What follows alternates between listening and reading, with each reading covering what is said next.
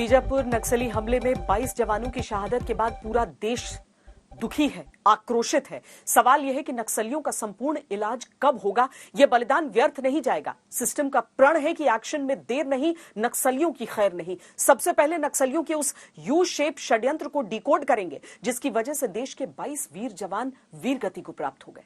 क्या ऑपरेशन की जानकारी लीक होकर नक्सलियों को मिल गई थी? क्या किसी तरह का ट्रैप था? ये सारे सवाल हैं जिनके जवाबों की जरूरत है। ये हमारे ट्रस्टी सर हैं, हमारे बहुत सारे लोग मारे गए आज। मैं अनिल कुमार दुबे, आपका भाई, आपका बेटा, आपका भतीजा, और बहुत सारे दोस्त मारे गए हैं। कुछ बचे हुए हैं जो जा रहे हैं इलाज के लिए।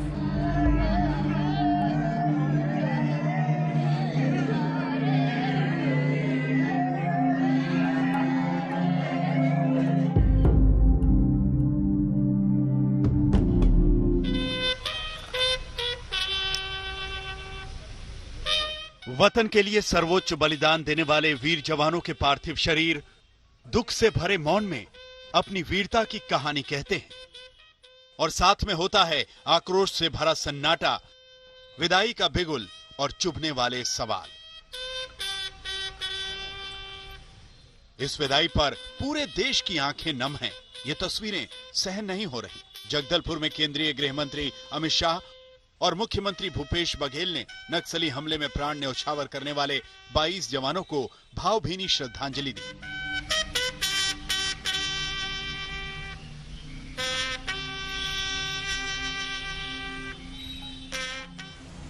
आक्रोशित करने वाली इस घटना के बाद अब देश को इंसाफ चाहिए। एक ऐसा एक्शन चाहिए जो शहीदों के परिवारों का जख्म भरे। ऐसा एक्शन जो जवानों के मनोबल को गगन की ऊंचाइयां दे और संदेश दे कि जवानों के खून का एक भी कतरा व्यर्थ नहीं जाएगा। शहीदों को आखिरी विदाई देने के तुरंत बाद गृह मंत्री अमित शाह और मुख्यमंत्री भूपेश बघेल ने सीआरपीएफ और पुलिस के आला अफसरों के साथ बैठक की। इस समीक्षा बैठक में गृह मंत्री अमित शाह ने दो टूक शब्दों में कह दिया, जमीन पर एक्शन दिखना चाहिए।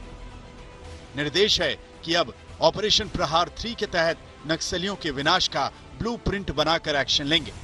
अब ह्यूमन इंटेलिजेंस और टेक्निकल इंटेलिजेंस का इस्तेमाल बढ़ाकर टॉप नक्सली कमांडरों का खात्मा किया जाएगा। लड़ाई की गति किसी भी तरह से कम न हो, ये सुझाव अफसरों की ओर से ही आया, जो बताता है कि हमारे जवानों का मोरल अभी भी इंटैक्ट है और आगे बढ़ा है। और मैं देश को विश्वास दिलाना चाहता हूं कि लड़ाई रुकेगी नहीं और गति के साथ आगे बढ़ेगी और इसको हम अंजाम तक ले जाएंगे। ये लड़ाई में अंत में नक्सलवादियों के खिलाफ हमारी विजय निश्चित है। सरकार एक्शन मोड में है। जवान अपने साथियों के बलिदान का बदला लेना चाहते हैं, लेकिन सवाल यह है कि आखिर कोबरा कमांडो जो नक्सलियों से लड़ने में महारत रखते हैं और छत्तीसगढ़ पुलिस जो इलाके की जमीनी हकीकत को समझती है, उन पर इतना बड़ा हमला कैसे हो गया? जो मुठभेड़ तो कल बटालियन नंबर क्रमांक 1 के साथ प्रमुख रूप से हुआ है और इसमें हमेशा जो बटालियन नंबर 1 का उपस्थिति इन क्षेत्र में, तो उसी के सूचना के आधार पर हम गए थे। बहादुर की जो बराबर की लड़ाई हुआ, लेकिन अनफॉर्चुनेटली हमारा जवान इसमें लड़ते लड़ते कई लोगों का नुकसान हुआ। लेकिन हम लोग इस अभियान में एक कॉन्शियस डिसीजन थे, तब तक हम इस क्षेत्र में जाकर जो नक्सल का जो फॉर्मेशन है उनके खिलाफ कार्रवाई नहीं कर रहे थे, फिर हम ये अभियान में आगे नहीं बढ़ पाए थे। इसी लक्ष्य के साथ, इसी प्लानिंग के साथ हम लोग गए थे। लड़ाई भी बहादुरी से लड़ गए थे, लेकिन अनफॉर्चुनेटली हमारा जो नुकसान हुआ। इनसाइड स्टोरी ये है कि नक्सलियों के बारे में पक्की खबर थी कि वो बीजापुर और सुकमा के जंगली इलाके के जोनागुड़ा के पास जुटे हैं। वहाँ टॉप नक्सली कमांडर हिडमा की मौजूदगी की खबर भी थी। सैटेलाइट तस्वीरों में कुछ हलचल दिखाई भी दी। सीआरपीएफ की cobra battalion, district reserve guard यानी डीआरजी, एसटीएफ और एक बस्तरिया बटालियन के अफसर इस इनपुट पर चौंक गए और उन्हें इस सूचना में नक्सली कमांडर हिडमा को दबोचने का सुनहरा मौका दिखा। क्योंकि अप्रैल में गर्मी की आहट सुनाई देने लगी है, पतझड़ का मौसम है, जंगल में पेड़ों के पत्ते गिर रहे हैं, ऐसे में नक्सलियों को आसानी से देखा जा सकता है। इन परिस्थितियों में शनिवार 3 अप्रैल को ऑपरेशन लॉन्च हुआ। करीब 2000 जवानों को 3 टुकड़ियों में बांटा गया। जंगल में हर टीम का ऑपरेशनल एरिया निर्धारित था।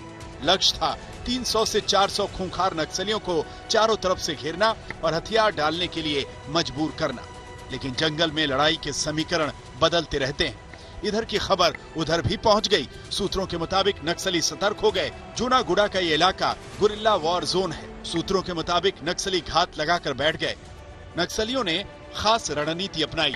यू शेप बनाकर बैठे ताकि जवानों को 3 तरफ से घेरा जा सके और फिर मौका देखकर फायरिंग कर दी।